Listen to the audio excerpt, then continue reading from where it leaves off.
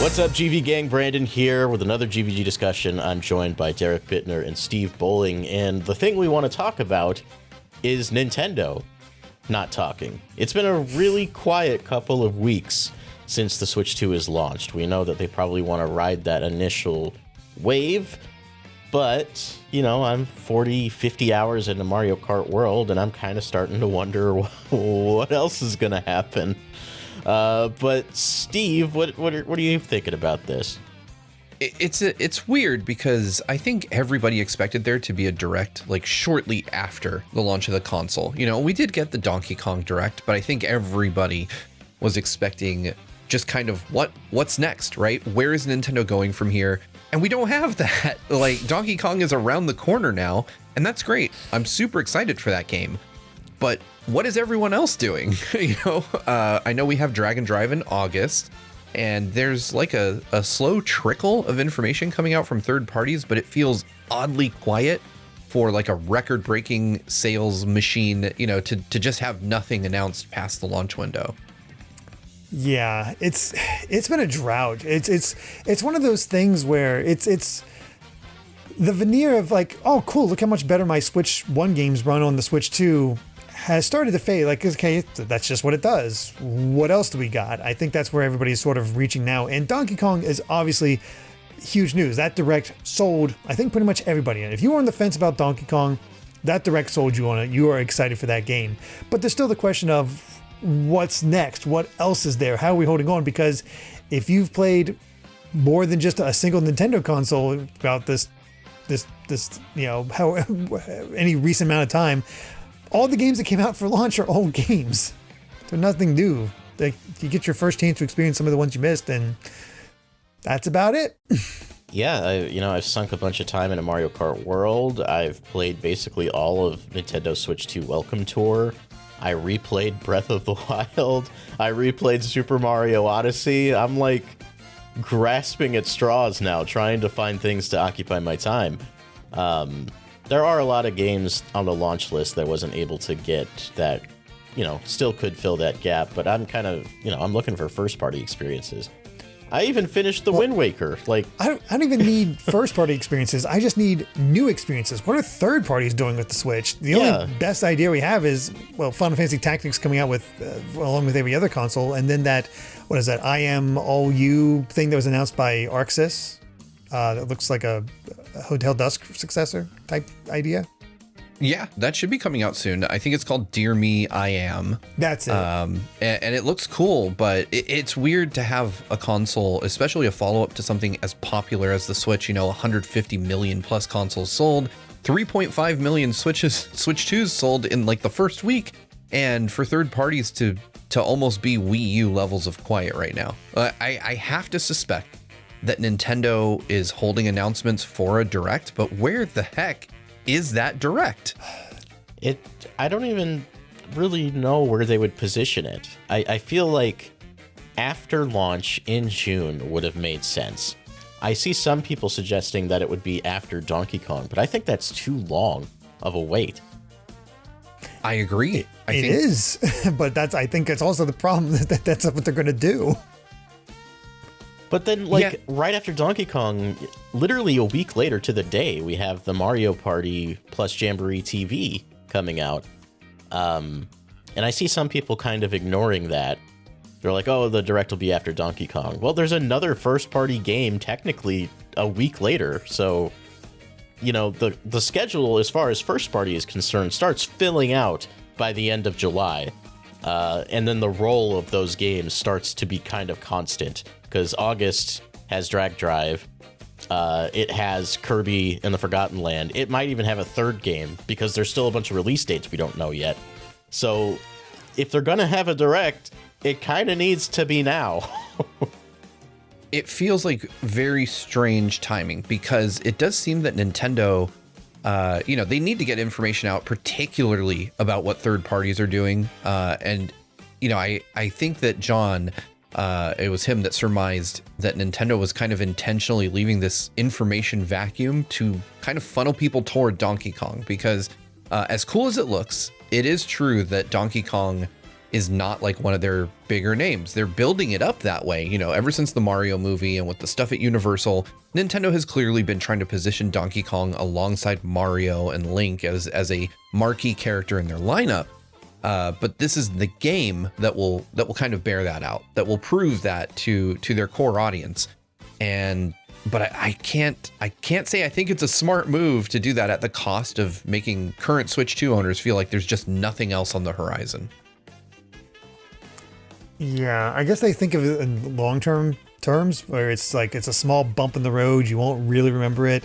But I think the difference here is that with the Switch 1, you got Breath of the Wild, and that's a huge game to lose yourself in and play. But then you was like, okay, what next? And you was like, oh, a port of Mario Kart 8. I mean, I'll get it, but it's all stuff I've played before. It's just so I can play it more conveniently on the Switch. And then it was just kind of lackluster until like what, ARMS? However, we had indies. We had all these interesting little third-party games. We had even weird stuff like Ultra Street Fighter 2 and other smaller third-party efforts. There was something, but I don't feel that this time. There's not this edge of like, let me check out this other stuff because I really like this new thing I got. Let's see what it can do. And there's Welcome Tour isn't it. Like I need something with a bit more meat to it, and we're just not getting it. I hope Brandon is right, where maybe a week before Donkey Kong they'll show it, but that feels weird. I also am of the opinion that it's going to be after Donkey Kong that we finally get information on a direct. Maybe the same week as the Pokemon Presents, because we do have that. We do have the Pokemon Presents coming.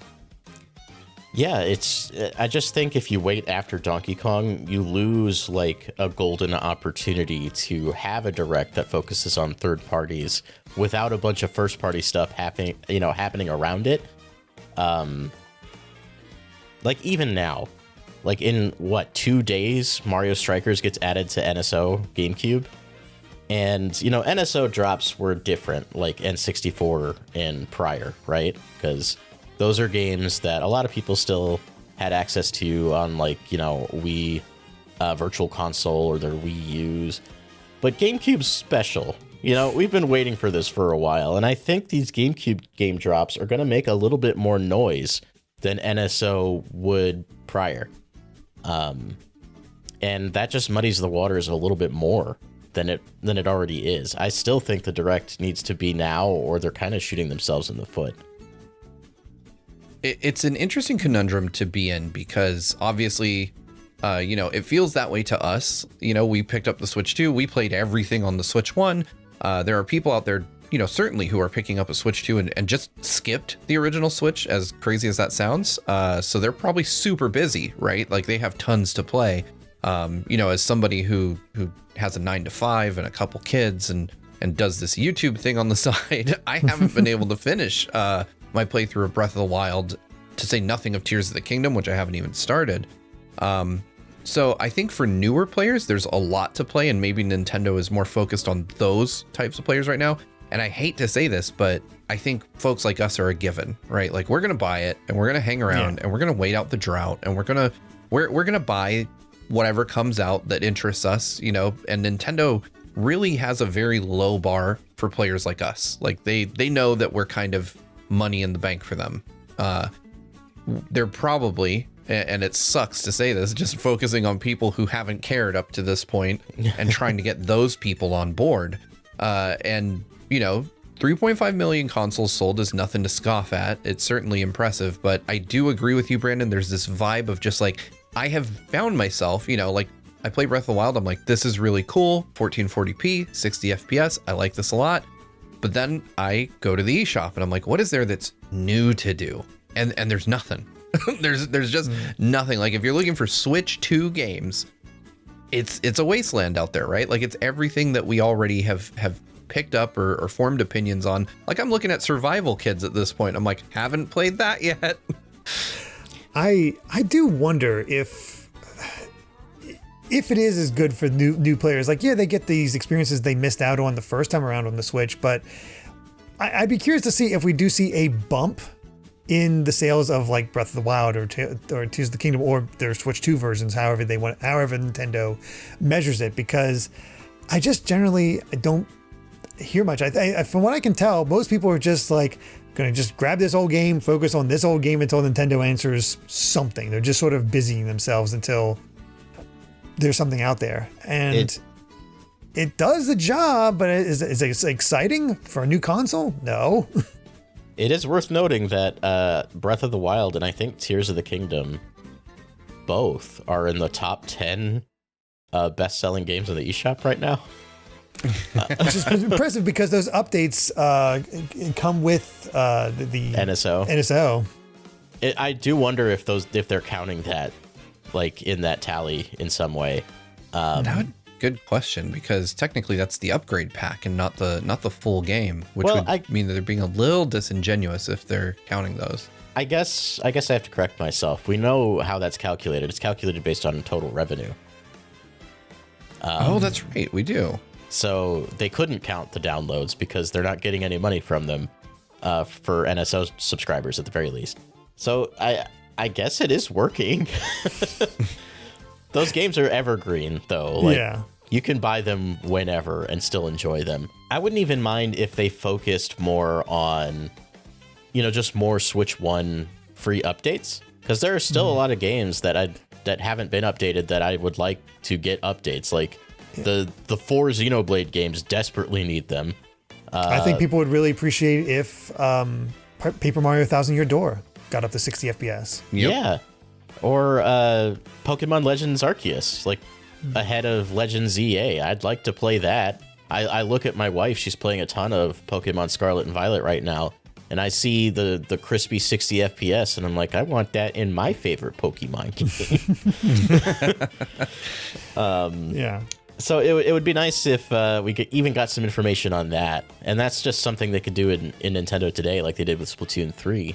And I guess we should mention Splatoon 3. That did come. Yeah. And it came with new content. That's more substantial than a lot of these other updates. And the announcement of a new game. Like, true.